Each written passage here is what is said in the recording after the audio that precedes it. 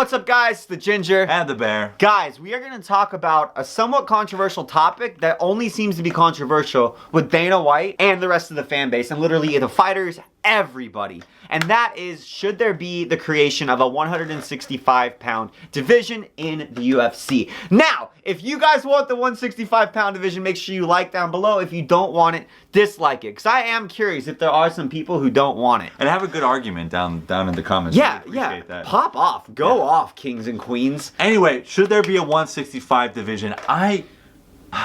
I like where everything is set up right now. Yeah, I mean, I do think that from a marketing perspective, you know, there's more belts and stuff like that. It does make it easier for fighters and whatnot. So I think it makes it harder for most fighters. Really? Just the fact that, like, if you look at how many fighters are signed into each division in the UFC. Oh, it spreads them out too thin. There's essentially a normal distribution, which basically means if you look at, like, 155 being the middle, there's the most 155ers, then almost as many 145ers and 170 fighters. Then it just keeps getting smaller and smaller as you get away, because it just follows the natural distribution of, like, human size. Anatomy, yeah. And most normal adults would fight at 145 to 170. Most normal adult men. Yeah. So I think it's actually sucks for the fighter to have the jump in weight division like they do from 155 to 170 to 185. Oh, because it creates such a Shark Tank where you have to go on like a 6 to 7 fight win streak just to get a ranked opponent. Yeah, well, I mean, I mean that's what I was saying, that it's actually easier for the fighters to be able to fight at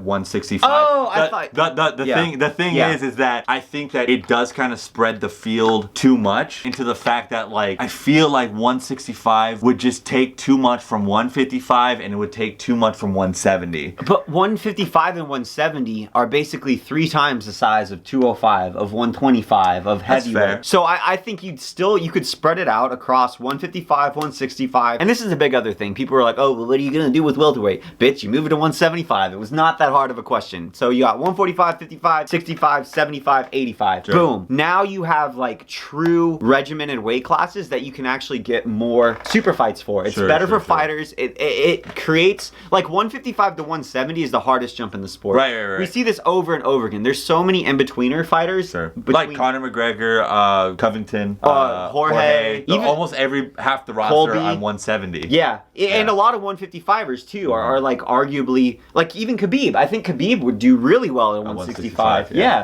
Tony, even. So I think that when you look at this, I don't think it will actually take anything away, because right now I think that it's such a roadblock. It's like there's so few positions at 155 and 170 that fighters can actually, like, get to in the top 10. It's so hard to do the matchmaking because there's so many damn killers. I think it would actually be better for the divisions in keeping them moving and keeping the flux of talent. And I don't know about you, I love it when fighters move up and down weight classes. It's super, as a fan, it's super interesting. For the fighters, it's great for them to have the options. I agree. I agree that it is better for the fighters. I don't know if it's better for the fans. And this is my argument. If you start dividing it in the way that boxing is, it becomes more confusing. It becomes more of a shallow pool, especially with the UFC, right? Yeah. UFC does not have that broad pool of fighters to take in as boxing does, right? Boxing has a global pool of talent. Right. They're pulling fighters from all over the world. Maybe the UFC's mostly right now, and it's starting to change a little bit. It's mostly America, Brazil, and now just a few, like, starting to go into Asia and stuff like that. A little bit. It's growing, but I do agree with you. There's less of a talent pool right now than boxing. And I think right now a 165 division, I can see the benefits. At least right now, it's not good for the UFC in particular. Maybe moving forward, once UFC is firmly established as the monopoly that it will become globally, then I could see, okay, we need more divisions, we need more up and down. There's a huge pool of people, but now there's not that much people in the UFC. But I feel like by that argument, we should cut heavyweight and flyweight because there's just not very many people. You know what I mean? Like, if anything, I think that makes sense, and put 165, because you're still talking about, like, there's so many more fighters fighters and so many more MMA participants that can fit into those weight classes. But if anything, there should be more divisions where there's more people and less divisions where there's less people. So right? I disagree with that because I think 170 or 125 speaks to a demographic of people that are typically on the lighter side. So in boxing, you have Mexican fighters dominate 125. You see Asian fighters Filipinos too, right? dominating 125. And I mean, obviously, there's like 300-pound Japanese people. There's 300-pound everything people, you can look right? up the size distribution for different countries. Yeah, exactly. But that is what gives an avenue towards Asia, towards more Latin American countries, and then heavyweight. You have to have heavyweight just because of the prestige. Right. I'm not saying you should cut them. I'm just saying 165 doesn't take away. I don't think 165 takes away from anything. I think you would have to open up the pool of candidates and the pool of fighters that the UFC doesn't want to open up right now. So what I mean is that they're going to start.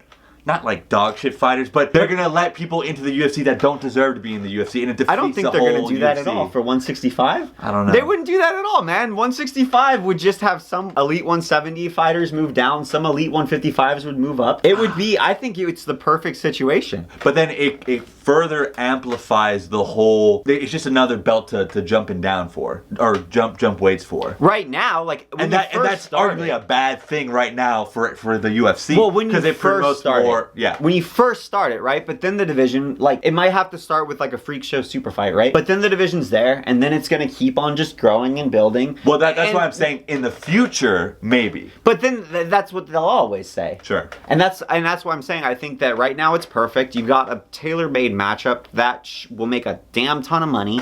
Who cares if the first fight is like the most legitimate championship or whatever? Sure. You can do Maz Conor 165 belt, baby. Boom. Then whoever wins that sets up awesome fights in the 165-pound division, going up and down. And again, there's 3 times as many fighters in 155 and 170 as there are in heavyweight and flyweight. So you could still have 1.5 times the fighters, and you can sign more because that's where most of the fighters, the weight that they fall under. Yeah, I would be nervous that it stifles the growth of 155, which is arguably the best division. But 155 right now. doesn't need to grow. Like, there's already fighters who are going on tears, having to get 6-7 fight win streaks. What's the pool of 155? Is it 30 guys? In 155, no, man, it's like 70. 80. Wow. Yeah. Okay. No, that's what I'm saying. 155, there's the most fighters in any division in the UFC at 155. Okay. So it becomes like, well, we don't need to grow 155. If anything, it's too hard to actually match-make it effectively in a way that people can actually like fight top 15, fight top 10. If anything, going down to like 40 fighters there, 40 fighters at 165, 40 fighters at 170 would actually have more elite fighters. You would actually be cutting out like maybe 10, 15 guys. Only if the weight cut is actually affecting their performance. Like, what if they don't belong there in that pool of talent? But then there are guys who are gonna be there. Like 165 is not an unusual weight class. Like 165, we've talked about it. I think Wonder Boy would be better suited to 165. Colby would be better suited to 165. No, for sure. Especially in 170, there's a ton of guys that are that could cut 5 more pounds. Too small to fight the 2 top guys right now in 170. And they go down to 165, and the biggest welterweights will go up to 175. The smallest middleweights will move down.